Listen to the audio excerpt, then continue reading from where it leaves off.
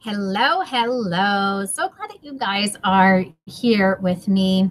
So, I want to be talking about something that's actually really hard to talk about: bad habits. And guess what? We all have them. Bad habits that we've been developing since we were born on this earth. In fact, many of us have a stack of them, just like this. Some of us have been developing these habits since the time we have been born. Some of us have learned these from our environment, and some we've developed as we have become adults. One thing is for sure, they all stop us from achieving the kind of success that we all want to have. Now that we're starting our own businesses, it's even more crucial that we get a handle on some of them. No longer do we have people that are giving us feedback on our performance. We are 100% responsible for the results that we get. And we can't blame anyone else if we don't get a blog post written or reach out to other people that we could be collaborating with. And this is scary. And the first step in doing anything about our bad habits is to figure out what they are. So today, we're going to delve into each of these habits, and we're going to come up with a solution to begin tackling those weaknesses so that we can get online tutoring students and building our dream business. So for those of you who don't know me, I'm going to introduce who I am, but I'd also like you guys to introduce yourself inside of the chat and who you are. So please tell us where you're from, what you tutor, and a little bit about yourself so that we can get to know each other. So I have personally been tutoring online since 2010. I started off in the classroom back in 2000. And I have to tell you, when you are in the workplace and people are telling you what it is that you need to do when you need to do it, it's a little bit easier in life, isn't it? But then all of a sudden, when you start having your own tutoring business, it becomes a lot more difficult. And that is something that I definitely struggled with, because in the beginning, I actually started my business while I was ill. So I had developed this side pain. And it was really weird because each day, as the day would go on, it would continue to get worse. And this went on for a good 6 months until I was able to finally get put on some medication that helped to take care of this side pain. But there would be days where I still, didn't feel like doing anything. There would be days where, I was nauseous and sick to my stomach, and I would actually be working right on out of my bed and being able to do some of this stuff. And then I would sleep and I would take a nap and I would continue on. But that's how I kind of began this journey is while I was sick.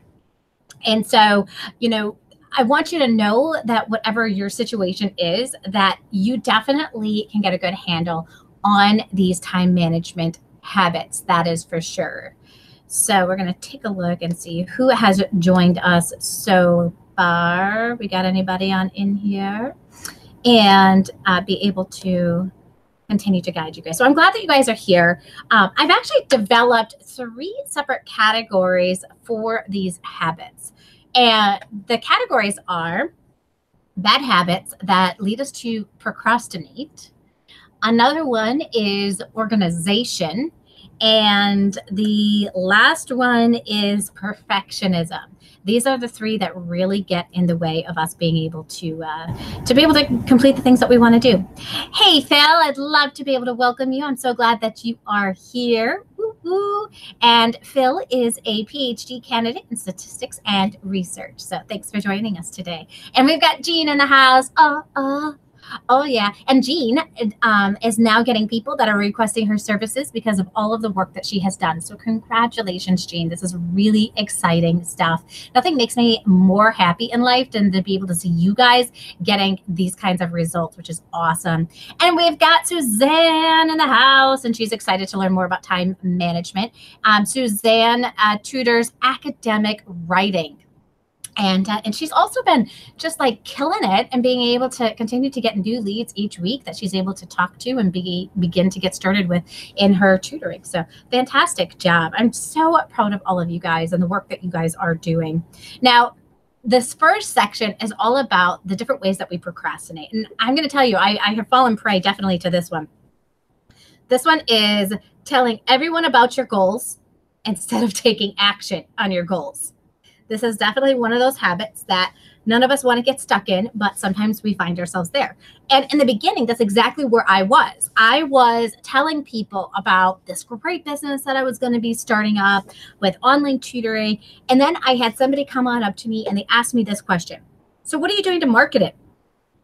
Well, I hadn't actually been marketing it. I was just like putting all the pieces into place. At least that's what I thought. But really at the end of the day, what I was doing was I was procrastinating. I was scared. I was scared to jump into this venture. And I was scared that I would get too many people requesting my services, or that maybe it wouldn't work, or, I had all these fears that were really holding me back. But at the end of the day, I was procrastinating. So telling everyone about your goals and then not taking action on them is definitely a way of procrastinating. Another way of procrastinating is to be easily distracted. This ever happened to anybody? Like you hear a noise and you're like, oh, what's that? Or maybe you think about the laundry that needs to get done over there. Or all of a sudden you're like, don't I have to pick somebody up at a certain time? And you start looking at your schedule, and then you get lost in social media somehow. And you're like, wow, how did that all happen? All of a sudden, I have not gotten anything done. If you're easily distracted, it might be because you haven't put in some of the organizational things that we're going to be talking about later, so that you are working in your business and not allowing your business kind of to take over you, which is fantastic. We've got Raja in the house. Hey, Raja, so glad that you are here. Woo woo. And yes, Phil, there's a squirrel. There is a squirrel. I promise you. There's a squirrel. Did you go squirrel on me? Yes, I went squirrel on you. And we've got Catherine in the house. Fantastic. So glad that you are here and joining us. Now, another way that we can procrastinate is indecisiveness. Yes, indecisiveness. Ooh, indecisiveness is one of those things where it feels safer sometimes to not make a decision than to make a decision. Because if I make a decision, then I'm going to have to take action. Ugh. So indecisiveness, one way to be able to beat indecisiveness, if you can't figure out which way to go, should I do this? Should I do this? Is to create one of those pro-cons lists. So a pros cons list is you list out all of the pros for taking a certain action and all of the cons for taking a certain action. Using that pro cons list can help you make a decision quicker than just sitting there in indecisiveness. Now, I'm going to give you an example of this. My husband has been talking about our kitchen and remodeling it probably since we have moved into this house 16 years ago. And he always has plans and thoughts and all of this. And I've just, sat down for a really long time and just would listen to his ideas and suggestions. But at the same time, I know he's like one of those people that likes to think about everything inside and out, every single detail, but he doesn't really like to take action. And so I always tell him, hey, when you're ready to take action, let me know. And I'm in on coming on up with this. Well, this year I finally had it. And I said, okay, we have got to make a decision on this kitchen and what we're going to do with it, because I can't have this conversation anymore. And I said, let's make an appointment with somebody. So we made an appointment. We sat down with a contractor who will be able to make all of the cabinets for us. And we came up with the decisions of everything that we want in our kitchen. And now starting in probably February or March, we're going to start to work on the kitchen, which thank goodness, because indecisiveness was starting to kill me. But this can also bog us down in our business, right? Should I go with this website tool or should I go with this website tool? I don't know. And then we get stuck in not making a decision instead of just choosing one. So, do your research if you like to do your research and figure it out, but make a decision and give yourself a time limit. Like figure out, okay, am I going to make my decision within a week? Am I going to make my decision in 2 months? I'm not here to say that that you have to be rushed in making these kinds of decisions, but set a time limit of when you will make the decision by. Now, this happens to me all the time. Hey, Elaine, we've got Elaine in the house. So glad you are here. Woo, woo. Elaine is another one of those amazing women who is just kicking it in her business. She is just racking up the success, and it's so fun to watch. So, and I'm a little jealous, Elaine, that you got some flowers from one of your students. I just got some flowers from my husband for our 21 years of being married. But she actually had one of her online tutoring students send her roses, which was very cool. So congratulations. You have been doing some awesome stuff. She's like book solid with her online students. She's book solid inside of her tutoring center. And that's exactly where we all want to be. Well, one of those other things that we can procrastinate inside of is our email inbox. Ugh, you ever get stuck in there? Like, I used to get so excited to go to my email all the time that I was over checking my email. And I was over checking my email because I was secretly hoping that there would be another person requesting my services. And that did happen once in a while, but I didn't need to check my email 10 times a day. That is for sure. So in order to stop procrastinating and wasting time inside of your email, one of the things that you can do is unsubscribe from any lists that you are on that you don't want to be on, okay? By keeping them in, they keep coming in, right? Now, of course, don't unsubscribe to me. Only unsubscribe to those people that you don't want to be on a list anymore too, and then you'll get less emails. The other thing is set times on when you're going to check your email. When you start off your day with checking your email, you are setting yourself up for failure, because you can get stuck in that inbox. So start your work before you get into that email inbox, because you can get stuck in there for a really long time. Start thinking about, when is the best time for me to check my email? Maybe right before you leave at the end of the day, so that you can come up with a to-do list for the next day. If there's anything that you need to get done on that list, you can do it then. Maybe you check your email if you have a student that doesn't show up. Then you can check it on in, see, because I like to see, okay, if a student didn't show up, is there an email inside of there where the parent like sent me something and I didn't realize it? That's one reason to be in there. And then I get to just catch up. I've got some extra time anyways that wasn't regularly on my schedule. And so now I'm not procrastinating. This was time that I was going to be meeting with students. So I'm using my time well and efficiently by doing this. Now, some people, when they are procrastinating, they say, oh, I'm just waiting for the right time. Guess what? The right time to get started with your online tutoring business was yesterday. No, I'm just kidding. Waiting for the right time. What is the right time? Is there ever a right time? Some people will say, oh, well, right now I am in the middle of a college course that I'm taking. It's taking up a lot of my time. You know what? There are some very small actions that you could be taking to get the pieces of your business in place while you're taking that college course. So always think about, what pieces could I be putting into place so that when I am ready to push start on this whole thing, I have those pieces in place. Also, if it's the technology that is holding you up and you're waiting for the right time, just start practicing the technology with some other people. I know I had a blast earlier today. One of the calls that I have for the Insider Secrets Club is we have a tech call. And so anybody who's in that group, they can come on into this tech call and we can actually practice using the technology together. This way, when people are then out working with clients, they can look like the expert that they are, and they don't have to feel like, oh, I'm a little loosey-goosey here because I don't know really how to use the technology and where to find stuff. So that can definitely help. Another thing is overchecking data. I get stuck in this one, and this is a huge time waster. I do not need to know how many YouTube subscribers and how many YouTube hours I have 3 times a day. I really only need to check that data once a week. And so I do get stuck into that habit of, like, there's certain data that I really care about, and I want to make sure that I am in there and I'm taking care of it.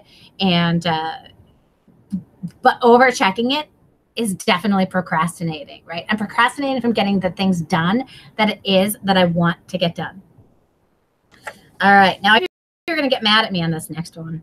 You're either going to get mad or you're going to say, that's not me. Or you are going to say, but we all need to enjoy ourselves. And I do agree. There are times where we need to figure out, like, what are we going to do for entertainment for ourselves? But one thing that we can use as a procrastinator, and it's actually 3 things. So you may find yourself in one of these: TV, video games, or hobbies. We can spend way too much time sometimes watching TV. We can spend way too much time playing video games, whether it's games on our phone, games on our video consoles, whatever it happens to be, or even our hobbies. We can spend so much time on that. And if we decrease the amount of time that we are spending watching TV, playing video games, or engaged in our hobbies, we're going to be able to find the time that we need to be able to take the action in order to put the pieces in place for our business. Now, one of the things that I suggest, and I was just writing about this today inside of the Insider Secrets Club, was I was writing about how much time should you be spending on your marketing.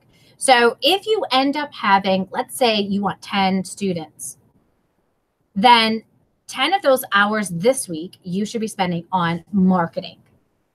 10 hours the next week, you should be spending on marketing until you get that first client. Then you can decrease the amount of time you're spending on marketing. Then now you can move it down to 9 hours. And as you get more students, you can decrease by an hour. So you want to always be thinking about how can I organize my time so that I can be getting the clients that it is that I want to be able to get. Now, the other thing that will stop us and bring us on down is perfectionism. Anybody get stuck in perfectionism? Sometimes I think I'm a perfectionist. And then other times I realize, no, I'm very far away from being a perfectionist. So I guess it just depends on certain things inside of my business that I am a perfectionist in. So a lot of people like to make sure that everything is perfect. Do you ever get into that? Like, okay, so my website doesn't look perfect, so I can't push publish. You know what? Get the basic pieces in place now and then push publish and go for it. You guys can absolutely do this, okay? You're going to be constantly changing your website. You're going to be constantly changing your tools, your resources. You're going to be constantly changing things. So don't get stuck in the everything has to be perfect before I can get started syndrome. Just keep putting in action every single day and everything will become perfect over time. Another thing that I see people who are perfectionists doing is they get stuck in research mode. So they need to research every aspect of everything and they get stuck in this mode. But this is that perfectionism, right? You know, I definitely do research whenever I am working on, you know, coming up with my videos and I'm creating my content, I'm doing research. But if I get stuck in research, I'm never going to create that video. So at some point I have to realize I have enough research and it's time to take that next action step. So that can definitely stop us. Now, the last area where we have some habits is organization. Some of us have some organizational things that are keeping us from being able to accomplish more in our day. And one of those things is not writing things down. How many times do you forget something because you didn't write it down? You're like, oh, I know I needed to work on this. Shoot, but what was it? I can't remember. And so you spend all your time racking your brain thinking about what it was that you needed to work on. Now, I like to work out of a different organizers and different planners to be able to organize myself. And so I will actually write down inside of my organizer, what are the actions that I need to be taking today? And then I try to take 5 actions before 11. So I try to think about what are my 5 most important actions that I want to be able to take today and make sure that I get them done before 11 o'clock in the morning. And this is great because most of my students start after that time. And so it's really easy to be able to get 5 major things done before 11. The other thing that people will get stuck in is not setting goals. Not setting goals can set you up for failure because if you don't know what your goal is, and we talked about this last week, if you don't know what your goal is, how can you achieve it? You can't. And so it's really important that you set your goals so that you can achieve them and you can be able to get the kinds of results that it is that you want to be able to get. Now, we talked about those 90-day action goals that you can take, right? Those 90-day action goals are going to help you determine then the actions that you need to take in order to reach everything that you want to reach. By setting goals, by writing things down, you are going to be saving yourself time and you're going to be focusing on the right actions that you need to be taking inside of your business. Now, one of the other mistakes that people will make that is a huge time waster is that they do not set deadlines. Sometimes I have just natural deadlines. Like I needed to have the information for this particular call. I had to have it set up before this call, right? Like there was just no excuses. I had to have it. That was a natural deadline because there was a due date on it, right? So setting yourself up with these kinds of deadlines can really be helpful. So if you're planning a webinar, start planning out for that webinar when you're going to do it and start telling people about it. Because when you start telling people about it, now all of a sudden you have to be held accountable to getting it done by that date. Now, some of the other kinds of deadlines that you can set are say, I think this is only going to take me about 1 week, so I'd like to have this done by Friday. Put the date down in there so that you know when you would like to get it done by. Maybe you want to have it done by the end of the day. That's fine. But knowing when you have it done by and how long it should take is going to help you with managing your time a lot better. Some people don't prioritize. They live in the urgent. And so you have to think about, there's a great method. If you're not used to prioritizing your to-do list, there's a great method called the Eisenhower method, where you think about what's urgent and what's important. So there's even some different tools that you can download that are free. One is called Focus Matrix. And on Focus Matrix, you've got a spot here where it says urgent and important. And so you can double tap on this and you can add the things that are urgent and important, and you can start putting the information on in there. Let me go back to here. Then we have important, but not urgent. Next, we've got down here, it's not important, but it is urgent. And then down here, we've got not important and not urgent. So they're like the things that I would like to get done, but if they don't get done today, it's not going to be that big of a deal. Using a tool like this can help you stay organized so that you can definitely get them completed. And this is going to definitely create more time in your day by organizing this ahead of time, because you're not going to get stuck in thinking, what do I need to focus on? When do I need to focus on it? That's going to help you. Next, we can get stuck in clutter. I definitely fall into this category all of the time. So you got to look at your space around you. If you have piles and piles and piles of stuff, it actually drains your energy.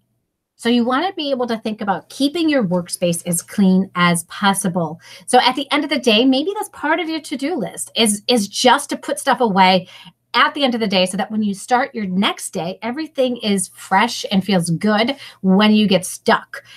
But also, if you're stuck in clutter, it's harder to find things, right? So that's why this can be such a bad habit, because if things are all over the place and you don't know where to find them, then you're going to waste a lot of time in trying to find them.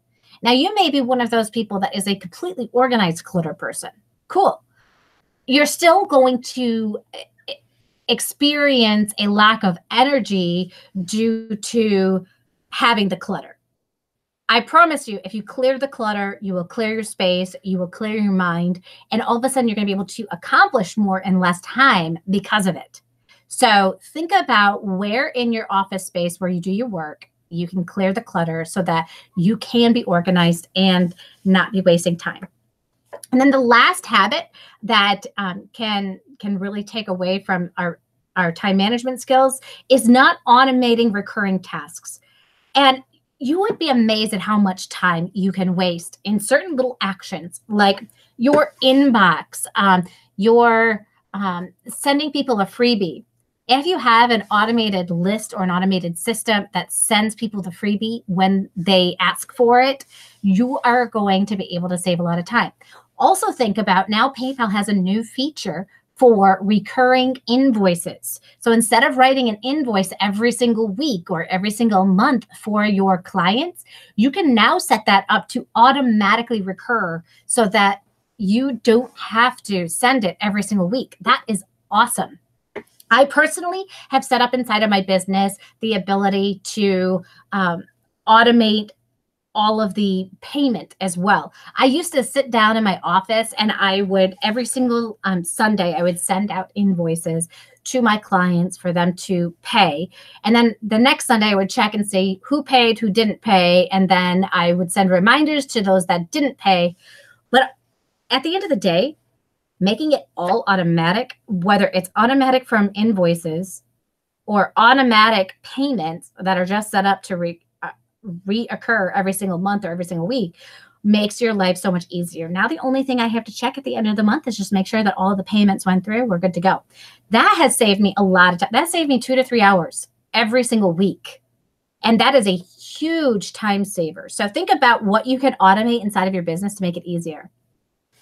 The other thing another tool that I absolutely have loved with with different things is QuickBooks. QuickBooks has been fantastic because it takes all of the places where I am getting income from and it puts it all into one place. And so it's always organized. So now instead of me having to have a spreadsheet with all of my data and my information on there of how much money I've made each month and what are my expenses and all of that, I can put that into QuickBooks right away and it's ready to go for tax time. And anybody who's in the US and uses TurboTax, it automatically will put all of that information inside of TurboTax. So come tax time, it's going to save you time as well. Absolutely phenomenal. I love it.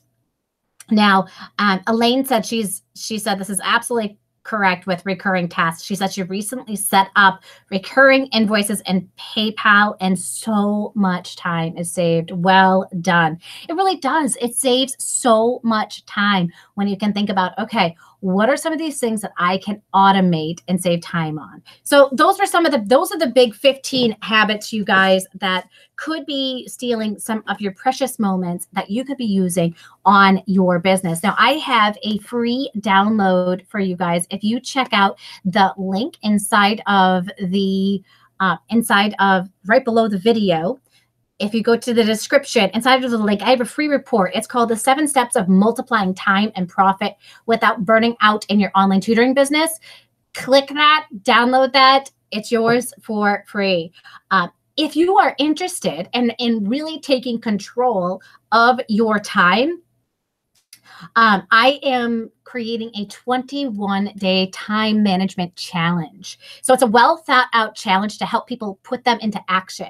And of course, that's the magic word, right? Action. So without massive action, you cannot change your life for the better. It's going to be like the proverbial hamster on that wheel going round and round and round in endless circles, right? But for the next 21 days, you can take action on one of the hacks that is contained in the challenge. And there's going to be action steps to follow after each day to get you moving in the proper action. And you can access the challenge in one of 2 ways, by logging in each day to the Kajabi portal where you have access to it, or opening up your email. And I promise it will not take a lot of time to complete each day's task. And then you're ready to, really start putting a handle on your time management. Now, I can hear you shouting that you want to do this. You are in. Well, there is a time management challenge, the 21-day challenge link also inside of the description. Click on that. Get started today. It's super cheap. It's only $10, and it's going to save you hours and hours of time. You're going to learn about new tools and resources that you're going to be able to utilize to really take control of your time. So I am so glad that you guys were able to join us today. I want to let you know that if you guys have liked the content in here, please hit like. I always forget that part, which is really important. If you like this, hit like and subscribe and that little bell, because I would love to be able to continue to give you great content just like this, where you'll be able to utilize it inside of your business. And for those of you that are wondering what in the world is GDPR, come join me on Monday, because I'm going to be talking about what GDPR is. And that's going to be at 9:30 a.m. Central. You're going to get live access to this video as it is premiered. And we'll be able to chat about the content in there. You'll be able to ask questions and all that great stuff. So definitely come join me on Monday for that. Otherwise, it has been great hanging out with you guys. Enjoy the rest of your day, and I will see all of you very soon. Bye, everyone.